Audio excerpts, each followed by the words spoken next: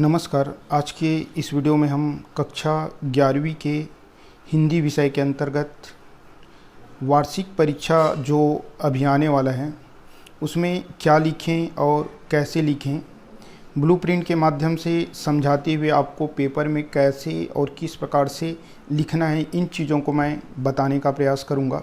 चलिए अपन सीधे हम ब्लूप्रिंट में आ जाते हैं।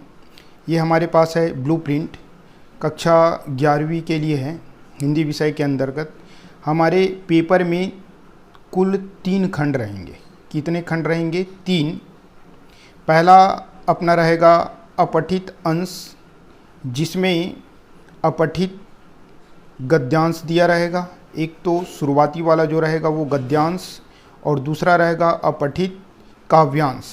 गद्यांश वाले आपके पास 10 नंबर के आएंगे और काव्यांश वाले आपके पास 6 नंबर के आएंगे। कुल मिलाकर 16 अंक का पहले अंक बता रहा हूँ, उसके बाद आगे बढ़ूंगा, एक एक को और डिटेल से देखेंगे। दूसरा खंड है खंड खा। ये जो है आपका रचनात्मक लेखन के ऊपर डिपेंड करेगा, जिसमें निबंध पत्र वगैरह आएंगे। पहला आपको निबंध लिखना है जिसमें 8 अंक रहेगा। 2 धन 4 धन 2 यानी प्रस्तावना में 2, बीच के विषय वस्तु में 4 और उपसंहार में 2 यानी 8 हो गया। उसके बाद कार्यालयीन जो पत्र रहेगा वो 5 नंबर का 1 पेज में लिखना है और पूरे में पूरे 5 अंक आपको प्राप्त करना है। हमेशा लेफ्ट हैंड साइड से लिखेंगे। उसके बाद है जनसंचार अर्थात पत्रकारिता से रिलेटेड 1 अंक वाले 1 धन 1 धन 1 ऐसे करके 4 प्रश्न पूछेंगे, 4 अंक का। फीचर लेखन, आलेख लेखन, इसका वीडियो मैं बना दिया हूं, आप जाके देख सकते हैं कि उनको कैसे और किस प्रकार से लिखना है। ये आपका 3 अंक का रहेगा और इसमें आपको 3 अंक प्राप्त करना है। अब आता है हमारे पास जो 2 बुक है, पुस्तक है, उनसे क्या क्या आएगा। ये हमारा खंड ग के रूप में है, कुल 44 नंबर का, जिसमें से आरोह के अंतर्गत 16 दूनी 32 नंबर का रहेगा कुल।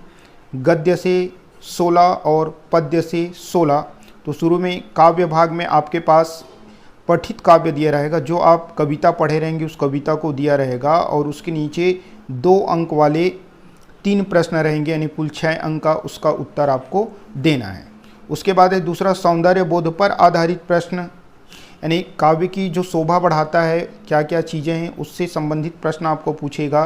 कितने? 3 अंक वाले 2 प्रश्न, यानी 3 धन 3 ऐसे करके, जिसमें आपके पास भाव सौंदर्य, शिल्प सौंदर्य, और शिल्प सौंदर्य के अंतर्गत क्या क्या आता है आपका आएगा भाषा सौंदर्य, शैली, रस, छंद, अलंकार, काव्य गुण, शब्द शक्ति, ये सब उसमें समाहित रहेंगे। उसके बाद जितने भी पाठ रहेगा उस पाठ में से कहीं से भी कोई 2 प्रश्न 2 अंकों वाले दिएंगे, यानी कुल 4 अंक का।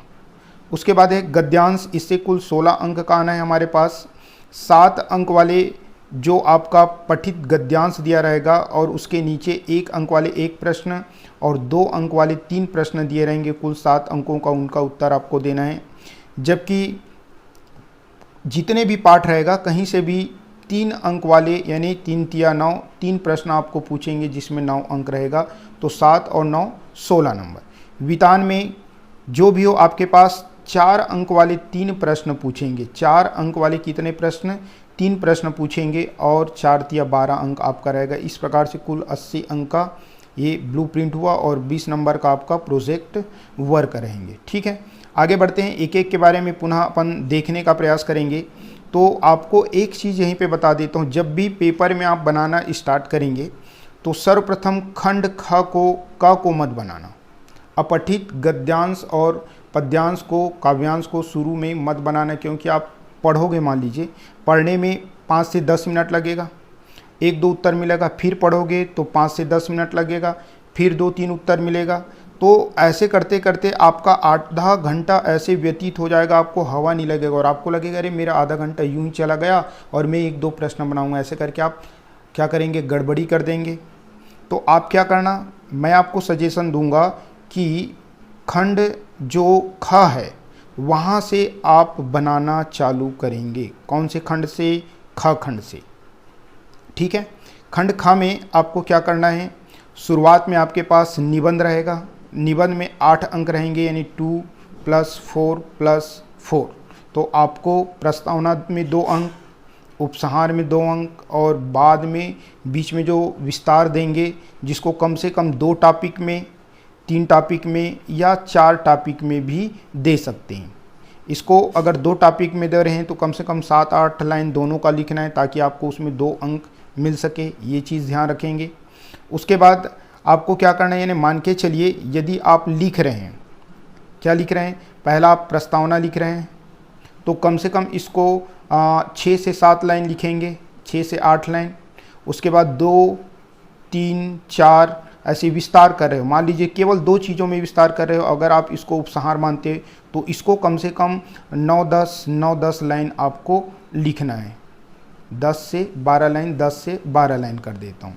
और ये अंत में जो रहेगा उसको भी आपको लिखना है, मान लीजिए 6 से 8 लाइन, यानी कम से कम आपको क्या करना है, 1.5 पेज, ये 1 और ये 1.5 ना बोल के अगर बोलूँ तो सबसे ज़्यादा सूटेबल रहेगा 1 पत्ता आपको लिखना है, यानी 2 पेज निबंध लिखने का प्रयास करना है, क्योंकि 250 से आपको 300 शब्दों में पूछा जाता है। ठीक है।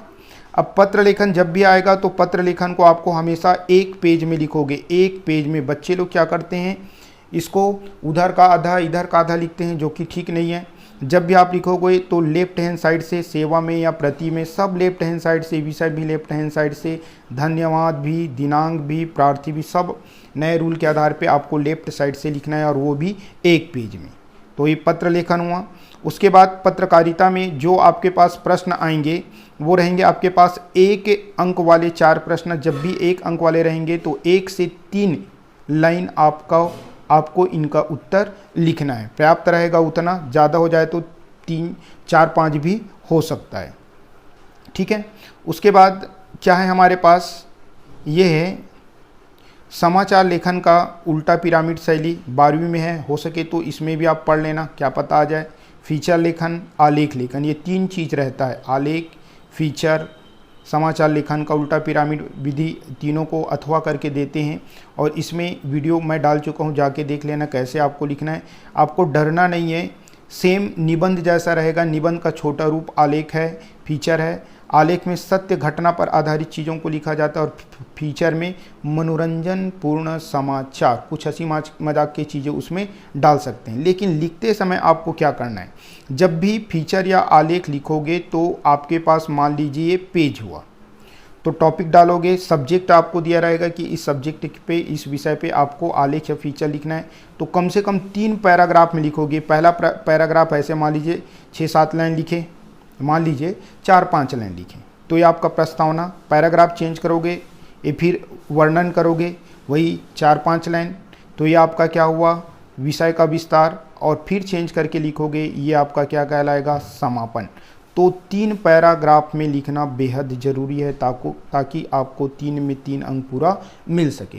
चाहे इसको आप लिखेंगे तो आधा पेज में लिखना चाहे तो आधा में, यानी लगभग मेरे ख्याल से 12 से 15 या इससे बढ़ाकर 15 से 20 लाइन भी लिख सकते हैं, ये चीज़ ध्यान देंगे।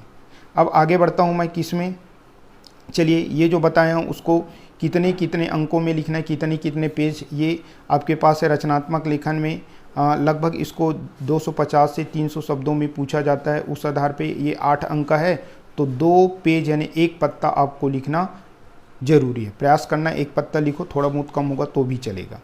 कार्यालयीन पत्र 5 नंबर का रहता है, इसको तो 1 ही पेज में लिखना है।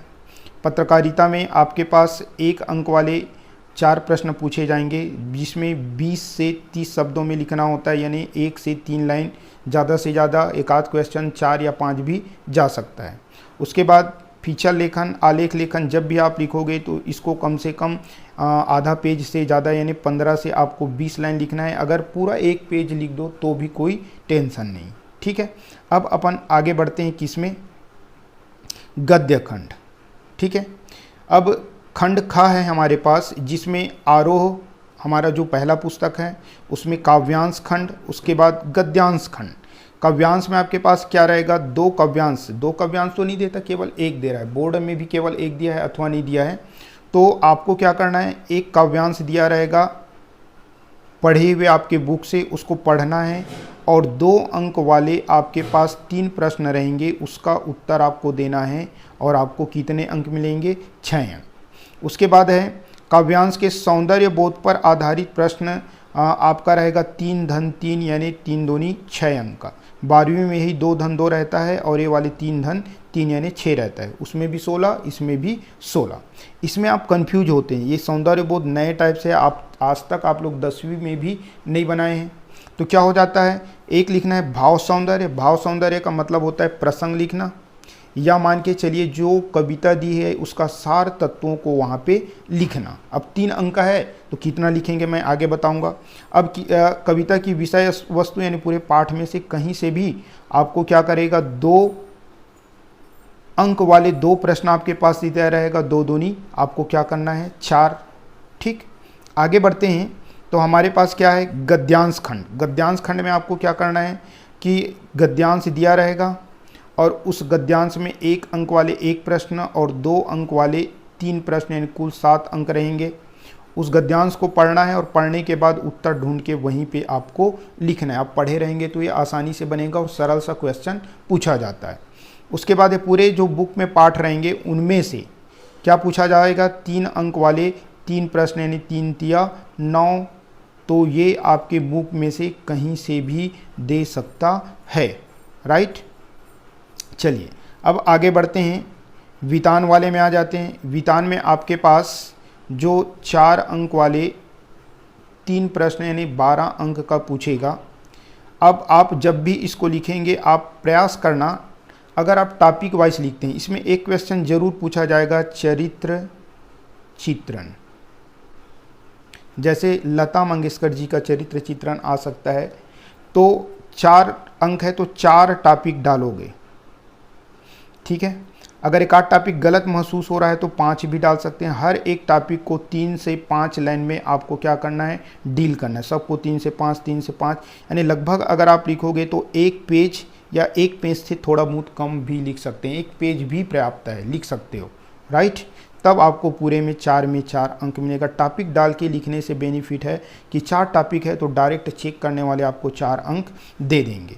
इसके अतिरिक्त जो भी पाठ रहता है, जैसे लता मंगेशकर वाला पाठ हो गया, आपका राजस्थान की रजत बूंदे, जो पानी के रूप होते हैं, पालर पानी है ना, आपका समुद्र मतलब पृथ्वी के नीचे जो पानी रहता है, पाताली पानी, ऐसे करके उनके प्रकार भी पूछा जा सकता है। कोई पाठ रहेगा जैसे गुरु घासीदास बाबा, तो गुरु घासीदास बाबा के 7 रावटी के बारे में ऐसे करके पूछेगा, बेजुबान पाठ से भी पूछेगा। तो कम से कम आपको 1 पेज लिखने का प्रयास करना है, उससे थोड़ा कम होगा तो भी चलेगा, राइट। तो ये मान लीजिए आप 3 पेज लिखते हैं तो 1.5 पत्ता यहीं पे हो गया। अब आगे बढ़ते हैं कि जो जो अंक रहेगा उसके आधार पे कितने कितने शब्दों में आपको लिखना है। जैसे अभी मैं बताया कि जब भी आपके पास अर्थ ग्रहण वाले आएगा काव्यांश का, तो 3 प्रश्न रहेगा, 2 अंक यानी 3 दूनी 6, यानी इसमें आपको 20 से 30 शब्दों में लिखना है, यानी 3 से 5 लाइन, ये केयर करना।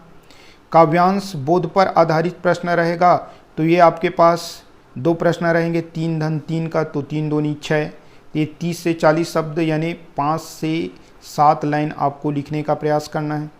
विषय वस्तु 2 अंक वाले हैं, ये 30 से 40 यानी इसको भी आपको 5 से 7 लाइन लिखने का प्रयास करना है।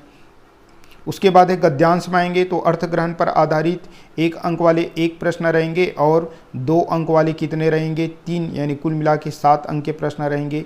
तो आपको 20 से 30 शब्द यानी 3 से 5 लाइन लिखना है। और जो आपके बुक से जो गद्यांश से कहीं से भी देगा 3 तिया 9 यानी 1 प्रश्न, उसके बाद आपके पास 3 तिया 9 करके रहेगा, तो आपको क्या करना है 40 से 50 शब्दों में यानी 12 से 15 लाइन में लिखना है 3 अंकों वालों को। जबकि 4 अंक वाले रहेंगे उसको 1 पेज या 20 से 25, क्योंकि वार्षिक जो बोर्ड पेपर रहता है उसमें 25 लाइन रहता है यानी 1 पेज मानो। उसी प्रकार से और 2 रहेगा आपके पास विषय वस्तु पर ही आधारित वितान में, तो भी आपको क्या करना है 1 पेज में लिखना है। इस प्रकार से इस नियम का फॉलो करना और आपको निश्चित तौर पे बेनिफिट मिलेगा। मैं कम से कम 2 कविता वाले से, 2 आपका गद्यांश वाले से, 1-2 आपका वितान से वीडियो में जल्द ही डालने का प्रयास करूंगा। वीडियो देखने के लिए आप सभी को बहुत बहुत धन्यवाद।